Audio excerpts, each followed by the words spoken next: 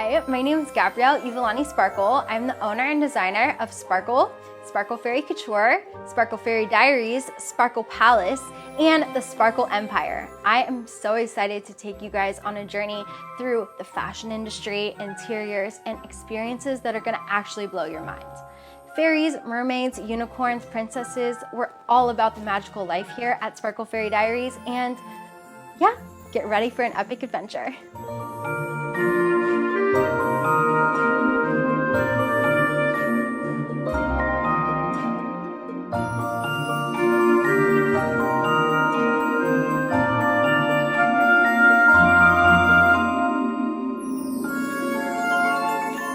Okay guys, so here's some of my diaries, Sparkle Fairy Diaries.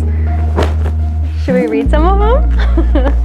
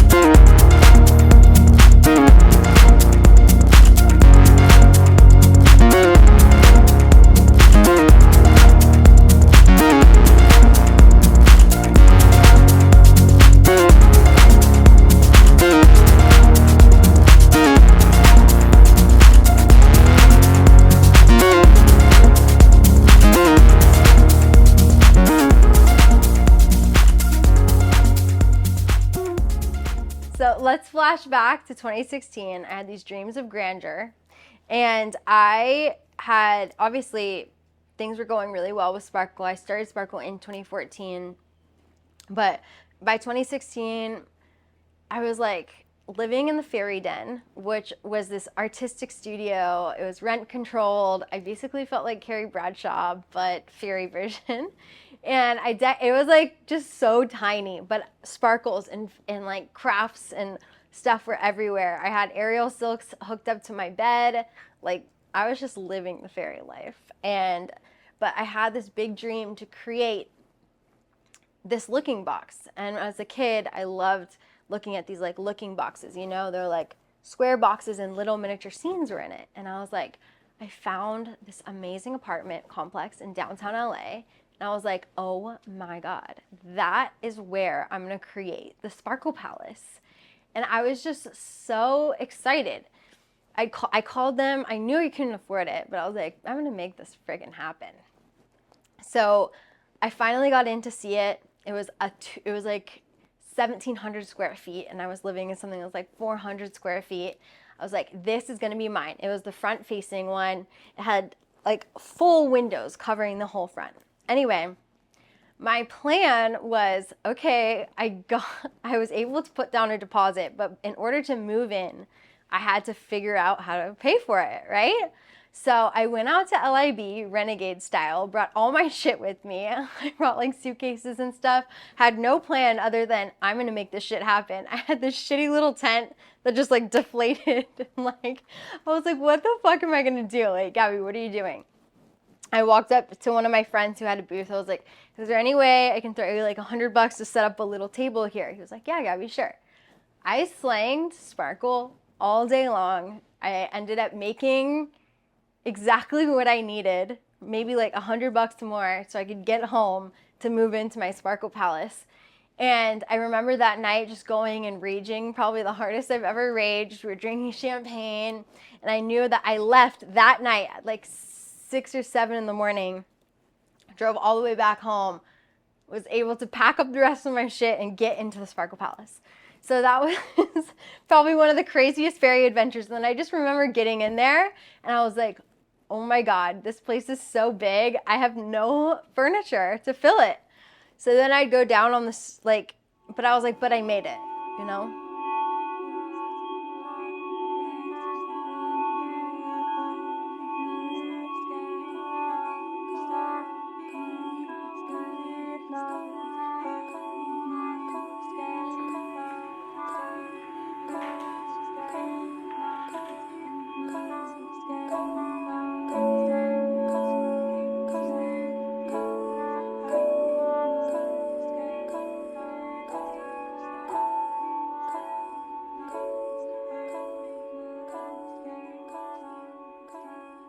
The Sparkle Palace lived on through different phases of my life. Like, I had my first one in downtown and obviously couldn't afford it and needed to go to another place. And even though I got knocked down and had to kind of restructure Sparkle, I still popped up the Sparkle Palace in another cheaper apartment.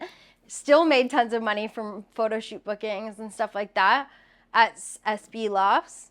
And then I found the Sparkle Palace of my dreams, which is the Sparkle Palace Chateau, which is in Koreatown. And this was like a 1920s style. We're currently in it. 1920s style building. I redid all of the fixtures from the chandeliers to, the couches to the beds, like literally everything I redid and reimagined.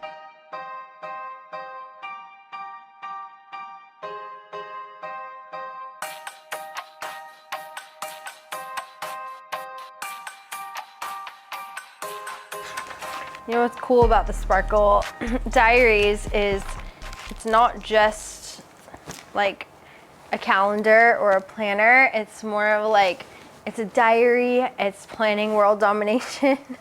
It's little notes, it's quotes, It's just kind of a beautiful memoir to that moment and everything that it takes to become a boss bitch. I turn all of my pages into like what I was going through at the time. The day you realize your dream, make it come true. That's been a mantra I've lived by since 16. So here's a perfect example of my dream life. I got my Volkswagen Bug. I got my braces off. I went to fit 'em. I became a fashion designer and buyer, and then now Boss Fairy designer, artist, millionaire by 21. Millionaire didn't happen yet, but we had a prolonged plan for that. So like any boss girl, you have your to-do list and your price breakdown list. So, not everything is all about the diary, right? Because I'm not just gossiping, I'm not just going through boy trouble. It's things like, okay, I'm trying to figure out how much my holographic pants cost, breaking it down from $12 to $36 to like how much I can make profit off of something.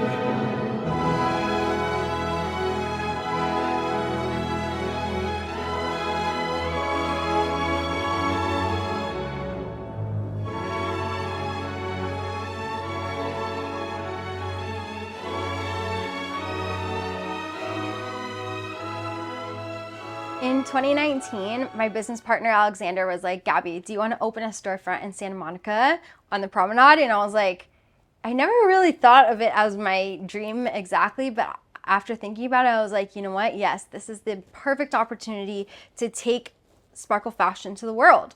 Everything is run out of my store in Santa Monica, and I have my office there, I have my store there, I have my fulfillment there. So all of the orders that are like 40-foot containers come to the store and like literally get sifted up into, the warehouse.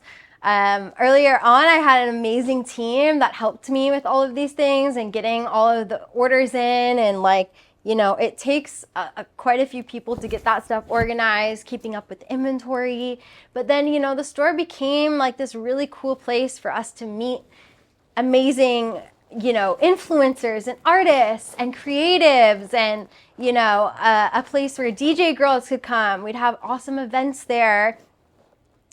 The events were some of the best. We'd have Valentine's Day parties, we'd have Barbie making parties where everyone gets their own Barbie and they can like create their own adventure. If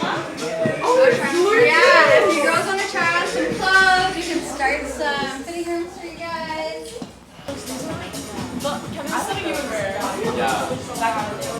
How long have you guys had this? I have been here for 5 years. Yeah. Where was your first location? Well, I used to do everything like bespoke. My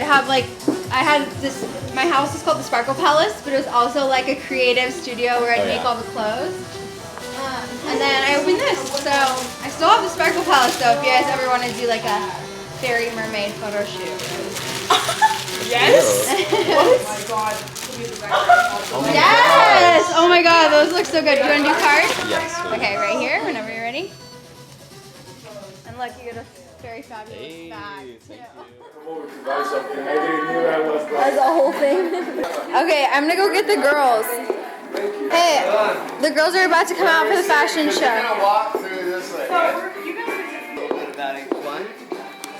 This is the G show. Yeah, you can record This it. happened. So you have it like this, and it can be long, So with whatever dress or shorts. and you can have it open so you have like your shoulders showing. If you don't want your shoulders showing and get like chilly or something, you can do this.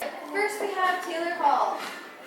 Taylor Hall is rocking our mermaid outfit. Yeah. So we have Issa. Issa. She's rocking our, so that's kind of So that's a little sampling. that's a little sample. We never really were the family or with the daughters that sat and watched TV. We were always creating things. It could be anything from painting to having her get fabrics, for her to create crafts, for her to, I don't know, she just always had an imagination and never just wanted the normal. We would have contests in the family on who could decorate the room better. So it was even in room decoration. You would see that she had a flair for design in what she was going to do. It was specific too. It was never just ordinary. And the competitions, we usually won with her ideas. I think what was amazing about Gabby is even though she wasn't making the money for it, she found ways to just keep going and finding ways to keep developing the clothes, and people would kind of take her down and say that you're never going to make money out of that. You should go more, stay away from the pastels and all of the sparkle, and stay away from the, all the colors that she's chosen, and that she should be doing more like blacks and whites and taupes. But she did not. She's like, no, that's not me. She ignored the She ignored it. I think that when thinking about my style, I really like to incorporate, very unique elements, and seeing unique little pieces that you add to your outfit and makes you stand out, or you different from someone else who just has, a plain outfit on. For example, I love wearing jewels. I don't do it all the time at all by any means, but they definitely do make me very happy, and I think how could you not be happy, looking at the sparkles. Her values of never giving up and family and support and loving herself is, she has strong values of following through and respect, and I would say, never, I can't think of how you say it, but she would never let anyone down. She was always that one who would show up and make sure it happened, no matter what. I think it's also nice, though, the fact that her love of her sister and family and pulling her sister into her company to make her feel special makes it even more special, because she's sharing her excitement and her success, which they work together and talk about things, and it's just nice to share and not just do it alone. I think it's pretty fabulous when family is involved and in friends, and they matter. Just those moments that you'll never be able to replace.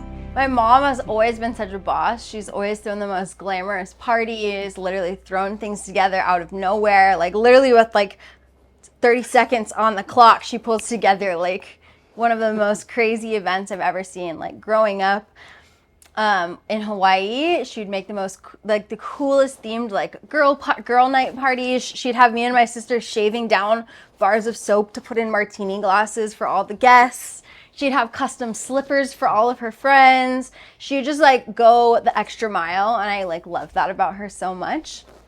She'd have the most extravagant Halloween parties with my dad. She'd make these cool epic videos, and I think me and my sister were always so inspired by that, because she just take things to another level where it's just boom, bitch. And guess what? That's you. Well, I learned everything I know from you. She's just grown up so much. In the beginning, she was just so it was an art for her. It was all about the art and fashion, but she wanted to create art and fashion, and she would make these paintings. She would bedazzled necklaces and sunglasses, which Paris Hilton wore on the cover of Galore magazine. And that was like that was the first time Paris Hilton had wore some of her things. It was just her artist era initially. And she was just, so wanting to create this whole new world for everyone to come and experience and like see for themselves. And she did that. She would always have amazing parties at the first Sparkle Palace. Like there was like just I don't even know how many people that would come through, like 30 to 40 people, and she would always have new people in there, always just like branching out and saying like, "Hi, I'm G Sparkle." Like, welcome to the Sparkle Palace. So since then she's changed a lot more, because obviously she realized like your circle needs to be a little bit smaller. You can't just be on the party scene if you want to be successful. And she's definitely turned the art of fashion and incorporated it into the art of business. And she's learned so much on that front, and it's honestly so impressive, like to have seen how much she's grown and how much more capable she is of managing things from a business standpoint. Get with the fashion industry.